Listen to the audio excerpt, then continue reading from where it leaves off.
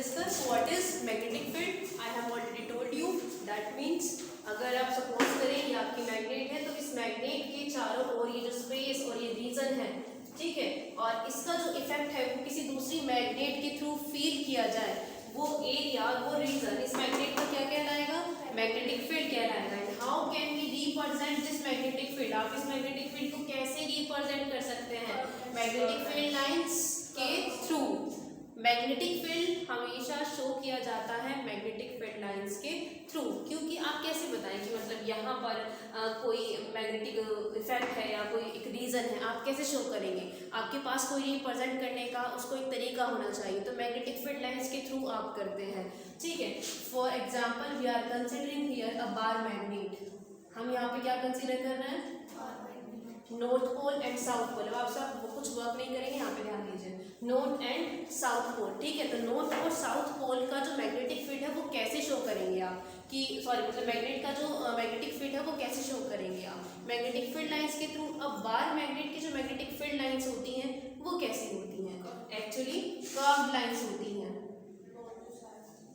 Generated, आप जानते हैं, very good. Generated from north and emerges in south. Okay, similarly,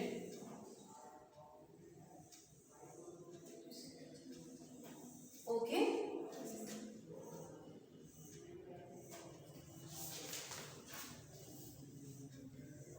now what is the direction? Outside the magnet, generated from north and emerges in south. Similarly, inside the magnet, south to north. Clear? So if it is north to south, then यहाँ पे arrow कौन सा होना चाहिए? इस side पर, inside. That means towards the magnet and this outside. It is clear now? So what are the properties of magnetic field lines? तो उससे पहले भी हम एक टॉपिक और डिस्कस कर लेते हैं. Weak magnetic field. What is weak magnetic field? Weak magnetic field क्या होता है? If the magnetic field lines are far from each other in a particular region, then in that region magnetic field is weak. समझ में आया? अगर हमने आपसे क्या कहा कि अगर मैग्नेटिक फील्ड लाइंस एक दूसरे से किसी पर्टिकुलर रीजन में काफी दूर दूर होती हैं तो वहां पर जो मैग्नेटिक फील्ड सपोज किया जाता है वो वीक मैग्नेटिक फील्ड होता है. किस केस में? If magnetic field lines are far from each other, so in that reason weak magnetic field is here. तो इस मैग्नेट में वीक मैग्नेटिक फील्ड कहाँ पर होगा? इस रीजन में और इस रीजन में. मैग्नेटिक फील्ड लाइंस बहुत दूर दूर है या नहीं एक दूसरे से, और आप और आगे जाएंगे तो ये सिचुएशन आएगी, और आगे जाएंगे तो ये सिचुएशन आएगी. तो इस रीजन में यहाँ पर जो मैग्नेटिक फील्ड होता है वो वीक मैग्नेटिक फील्ड होता है. Clear? What is strong magnetic field? Strong magnetic field. Vice versa, इस लाइन का वाइस वर्सा कर दीजिए. If magnetic field lines are close to each other in a particular region, then in that region magnetic field is strong. और power, कुछ भी word use कर सकते हैं, पावरफुल भी लगा सकते हैं. स्ट्रॉन्ग मैग्नेटिक फील्ड प्रोड्यूस होता है. तो वो कहाँ पर रीजन है? वो ये रीजन जो टुवर्ड्स नियर द पोल्स है ना, near the pole, that means north pole और साउथ पोल. तो यहाँ पर आपका जो मैग्नेटिक फील्ड हो गया वो क्या हुआ? Strong magnetic field. समझ में आया? Now we are having type of the magnetic field. हमारे पास दो टाइप का मैग्नेटिक फील्ड होता है, यूनिफॉर्म मैग्नेटिक फील्ड और नॉन यूनिफॉर्म मैग्नेटिक फील्ड. ठीक है, तो अगर हम बात करें टाइप ऑफ फील्ड के बारे में, type of magnetic field, first is uniform.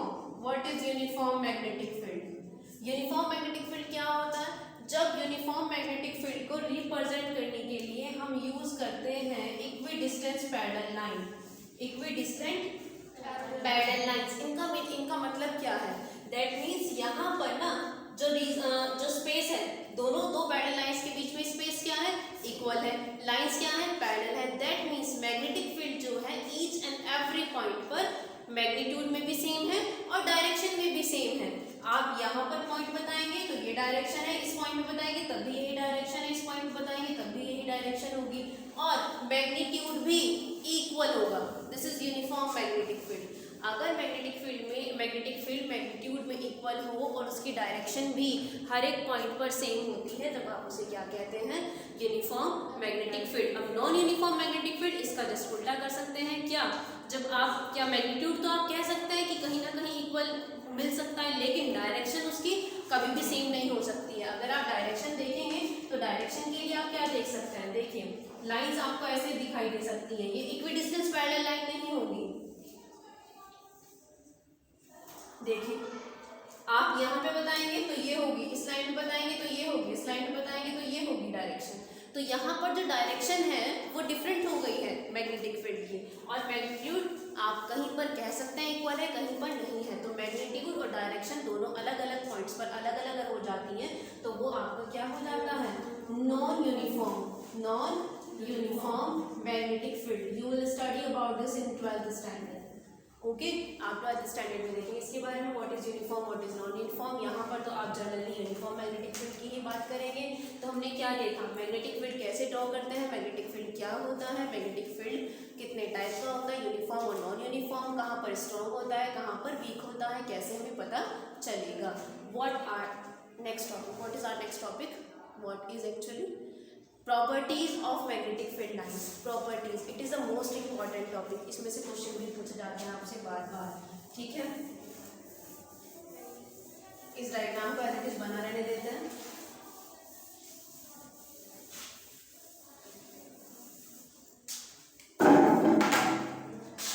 Properties, first property, these are the curve lines, continuous curve line. First property क्या है, ये आपकी कॉन्टिन्यूअस कर्व्ड लाइंस होती हैं। This is your first property.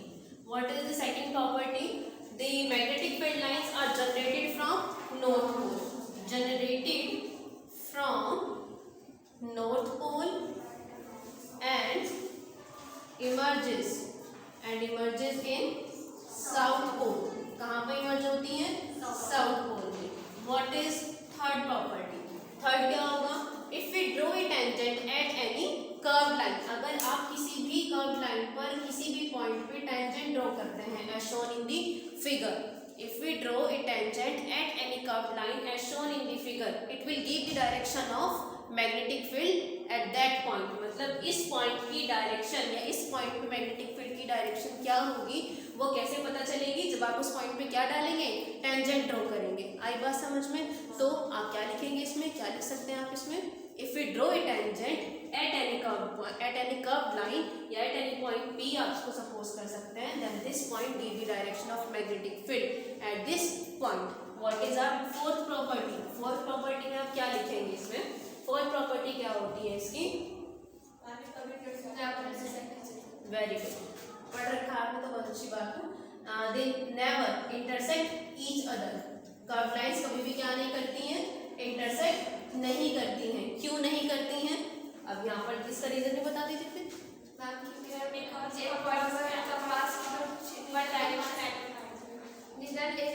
Direction को शो कर सकती है और दो डायरेक्शन को नहीं शो कर सकती।